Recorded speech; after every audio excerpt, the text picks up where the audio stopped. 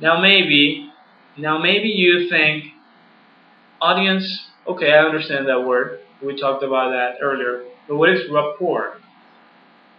What it means is audience reaction. Your interaction with the audience, how they react to your presentation. Audience rapport is really, really important. Why is that important? Because, well, maybe you are happy delivering your presentation and there's someone there who is yawning and looks sleepy, or someone there looking at you in a weird way, maybe raising his or her eyebrow, showing you that he or she doesn't really understand what you're saying. This this reaction, this body language coming from your audience is telling you something. It's telling you, okay, am I speaking too slowly? Am I being boring? Is the information that I'm trying to transmit not clear enough? Maybe it's a little bit difficult for them to understand. When you consider that, when you consider their reaction, you may change, you may adapt your presentation in that moment to whatever it is you think may be affecting your presentation.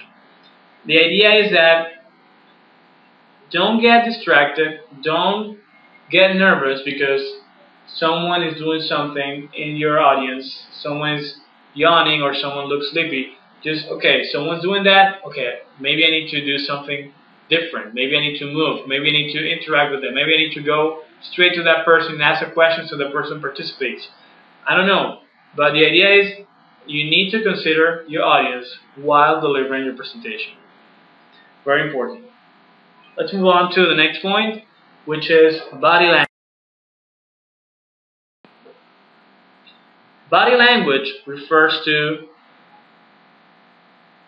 what you are saying with your body that you're not saying with words. If you look at the picture here, that man looks serious, maybe angry, maybe mysterious. You don't know. Maybe the person's a real nice person. Maybe the person's really funny, very friendly. But what his body's telling us is that he's not friendly. He doesn't believe you. He's looking at you in a mysterious way, and he doesn't really believe what you're saying. Now, your body language is everything you do with your body that transmits a message. Okay. Also, things that you don't do. It can be your haircut. It can be the way you look, your clothes, the way you walk, the way you may have some sort of, I don't know, weird tick, nervous tick that you do all the time. This is your body language, and it's speaking to your audience even before words come out of your mouth. So you need to be very, very conscious of your body language.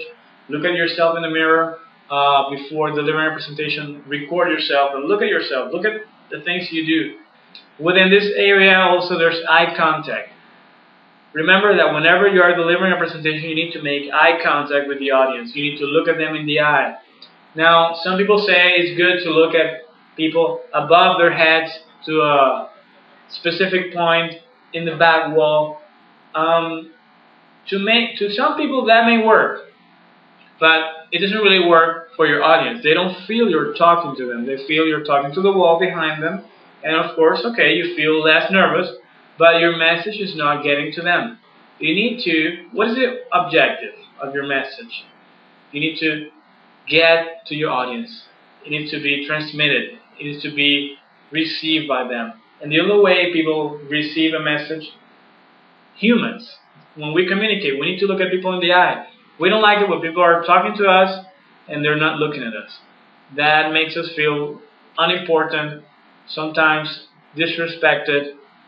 So make sure you look at people in the eye as if you were talking to them. Look at them for maybe, not time, but let's say for ideas. Let's say you're trying to say an idea and then you talk to a group of people or a person and you say, okay, today I want to talk about delivering professional presentations. You finish that idea, you move on to another pair of eyes, another person, and you say, delivering presentations is key in the business world. That's it. Finish an idea, move on to another pair of eyes. That's more or less how eye contact should be. Try to look at people in the eye. Alright? Okay, that's all I have to say about eye contact and body language. Let me move on to the next one, which is cultural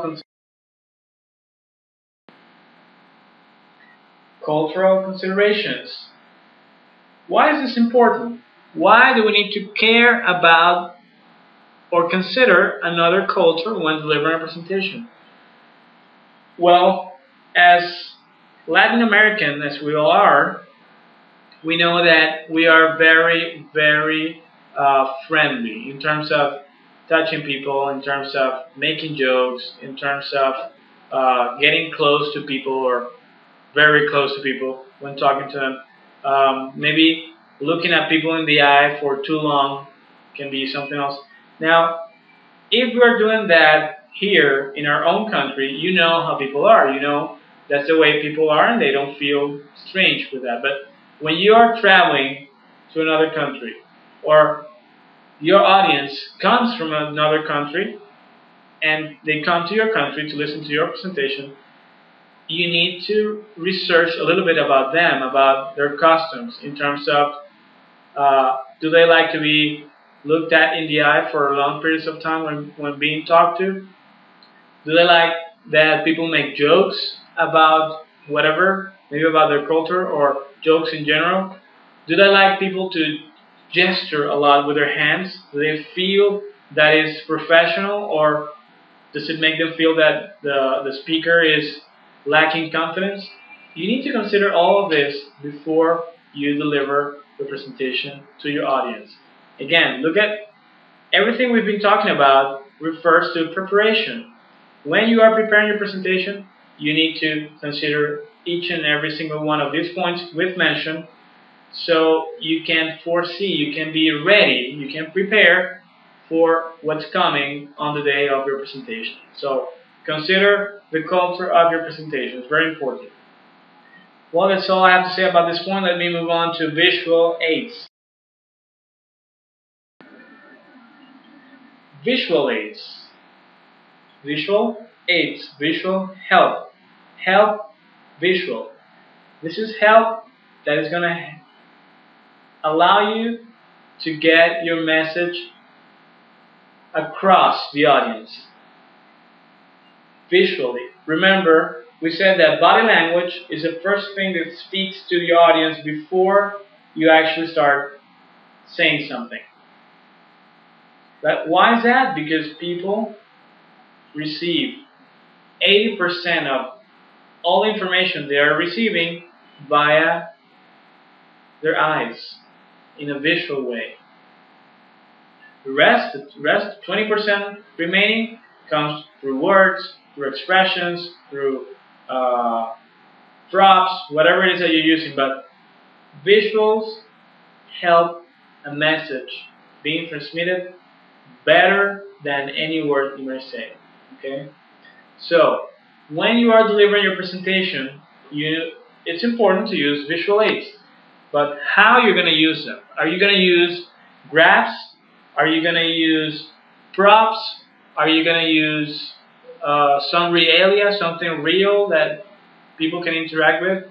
Whatever it may be, it should always be something that helps you transmit the message, not the message being read in a flip chart or in a slide. One of the most common mistakes is that people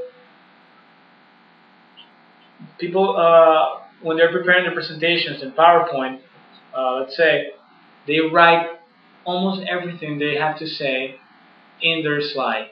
Okay, so they have a lot of words, and sometimes they add pictures because they want to make it nice. And really what it does is it confuses the audience. The audience doesn't know whether to read or to listen to the presenter. And when that happens, when people are confused, when you lose them in that thinking, what should I do? Should I do this? Should I listen? Should I read? Should I look at the picture? Your message is being lost, and then your presentation loses effectiveness. So, visual aids should be if you need to use words, it should be bullet points, okay? Not a whole phrase, just a bullet point. Keywords referring to the points you want to talk about. Can be a title and maybe 3 bullet points. Don't add more than 4 bullet points. Why?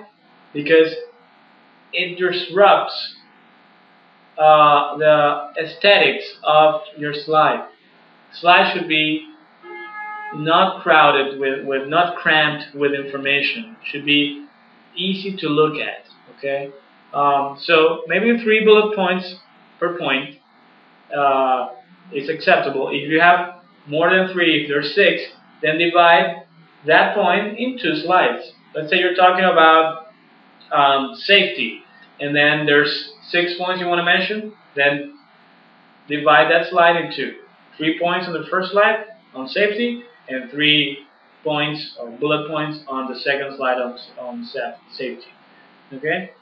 Also, try to use images that represent the idea you're talking about. Don't use a graph. Don't use information on them. Don't put that information on a slide if you're not going to use it. Because why is it there? Is it there to help you or to confuse the audience, or do you want just to fill in the screen with some information that you'll never refer to? Make sure when you're preparing your presentation, your PowerPoint slides, consider these points, okay? Alright, that's all about visual aids. Let's move on to simplicity.